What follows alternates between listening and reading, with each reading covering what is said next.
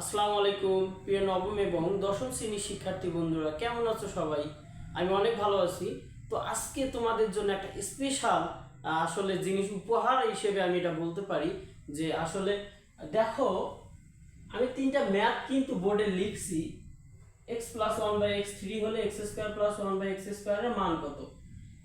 এই ধরনের যে ম্যাথগুলো, তুমি এই ধরনের ম্যাথ কিন্তু তুমি বোর্ড বইয়ে হয়তো এমসিকিউ এ কিংবা সৃজনশীলে তুমি কিন্তু পাবা 100% পাবা। আজকে আমরা এই ধরনের ম্যাথগুলো যদি নৈবেদ্যিকে আসে, তাহলে যদি আমি সূত্র প্রয়োগ করতে যাই অনেকটা সময় লাগবে। দেখা যায় যে আমি একটা নৈবেদ্যিকে কতক্ষণ সময় পাই, হয়তো বা 50 সেকেন্ড, এর বেশি কিন্তু সময় পাই না।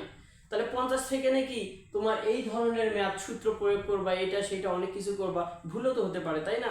তাহলে এমসিকিউ এর জন্য আমি শুধুমাত্র 2 সেকেন্ডে এই ধরনের ম্যাথ কিভাবে সলিউশন করতে পারি, আজকে তোমাদের জন্য এটা আমার পক্ষ থেকে উপহার। তুমি যদি আমার ক্লাস দেখে থাকো, তাহলে আমি তোমাকে বলতে পারি যে এই ধরনের যে কোনো একটা ম্যাথ কিংবা এমসিকিউ তুমি 100% পাবা।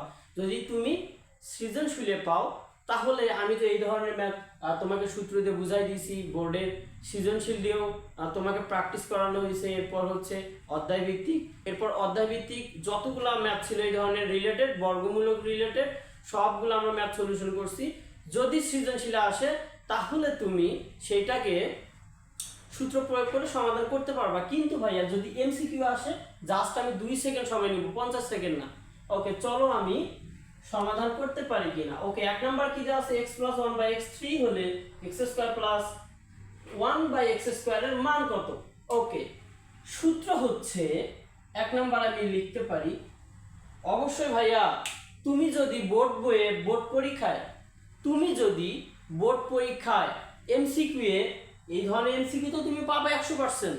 যদি তুমি 1 নাম্বার পেতে চাও বা নিতে চাও, তাহলে এই ক্লাসটা তোমার জন্য 100% স্পেশাল এবং তোমাকে এইটা 100% নোট করে নিতে হবে। তাহলে একটু মনোযোগ দিয়ে ফলো করো। ওকে, তাহলে সূত্র হচ্ছে মাই স্কোয়ার প্লাস মাইনাস 2। কথা কি বুঝতে পারছো? জাস্ট এটা হচ্ছে একটা কি সূত্র, মাই স্কোয়ার প্লাস মাইনাস 2, তুমি জাস্ট এটা মনে রাখবা। ওকে, মাই স্কোয়ার মানে আমি এখানে বুঝাচ্ছি, মাই স্কোয়ার মানে হচ্ছে মান, যে মানটা থাকবে সেই মান লিখবো, তার উপরে স্কোয়ার প্লাস মাইনাস 2। ওকে, এখন প্লাস এবং মাইনাস এইটা আমি কোন ক্ষেত্রে ব্যবহার করব? যদি মান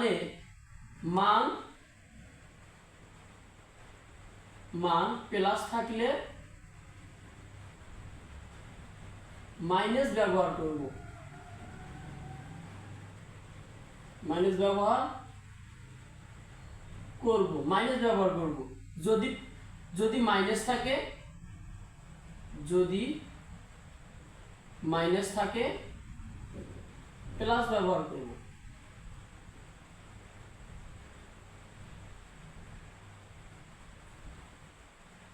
সূত্রটা কি বুঝতে পারছো? প্লাস মাইনাসের বিষয়টা হচ্ছে যদি মান, এই যে এখানে দেখো মানটা প্লাস দেওয়া আছে, এটা আমি মাইনাস ধরবো। এই যে মানটা মাইনাস দেওয়া আছে, এখানে আমি প্লাস ধরবো। জাস্ট আমি এটাই বুঝাচ্ছি যে যদি মান প্লাস দেওয়া থাকে, সেখানে আমি মাইনাস ব্যবহার করব, যদি মাইনাস থাকে প্লাস ব্যবহার করব। চলো আমি এখন দেখি ম্যাথটা করতে পারি কিনা। তাহলে মান কত দেওয়া আছে? 1 নাম্বারে মান দেওয়া আছে 3, তাহলে 3 এর উপরে স্কয়ার। মান কিসে দেওয়া আছে? প্লাসে দেওয়া আছে ভাই, আমি এখানে মাইনাস লিখবো 2। তাহলে এটাকে বর্গ করলে 9 পাচ্ছি, 2 পাচ্ছি, এখানে যদি মাইনাস করি 7 পাচ্ছি। এটাই হচ্ছে आंसर।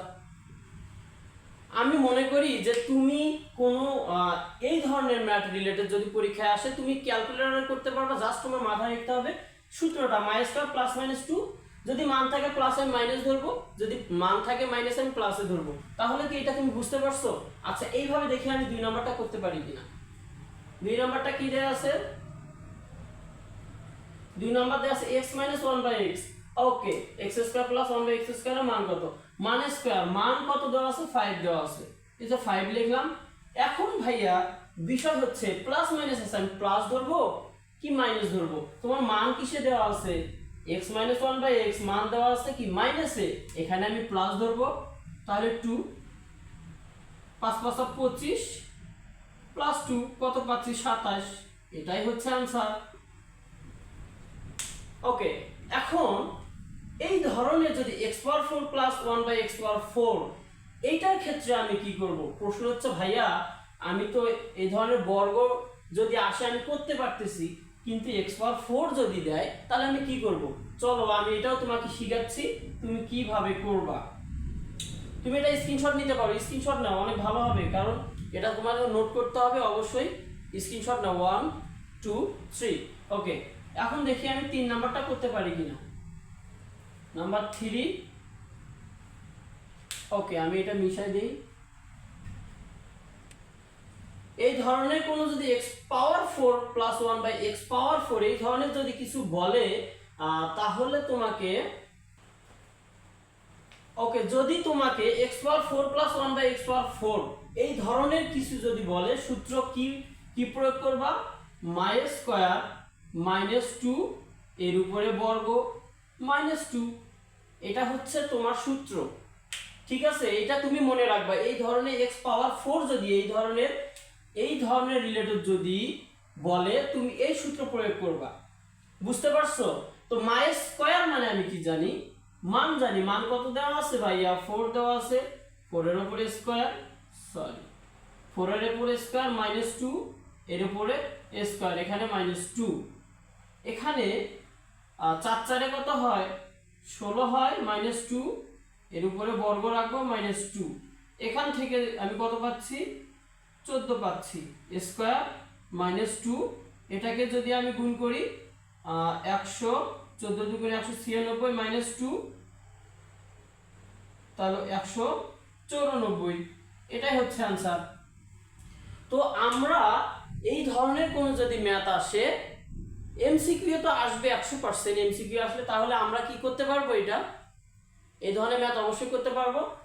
অন্যান্য স্টুডেন্টেরা 2 মিনিটে একটা ম্যাথ সমাধান করবে, কিন্তু তুমি যখন আমার ক্লাস দেখতেছো, তুমি যদি আমার ক্লাস দেখে থাকো, তাহলে আমি মনে করি আমার স্টুডেন্ট 30 সেকেন্ডে ম্যাথ সমাধান করবে। তো একটা স্পেশাল বিষয় কি ভাইয়া জানো? তুমি যদি আমার ক্লাস রেগুলার দেখে থাকো, তুমি এই ক্লাসের ভিতরে প্রতিটা অধ্যায় ভিত্তিক তুমি 100% স্পেশাল কিছু জিনিস পাবা, যেগুলো তোমার বোর্ড বইয়ের জন্য 100% তোমার উপকারে আসবে। তাহলে আমি মনে করি তুমি যদি নবম এবং দশম শ্রেণীর শিক্ষার্থী হয়ে থাকো, তাহলে তোমাকে আমার ক্লাস দেখাটা গুরুত্বপূর্ণ বলে আমি মনে করতেছি। তো সবাই ভালো থাকো, সুস্থ থাকো, সবার জন্য শুভকামনা। আসসালামু আলাইকুম।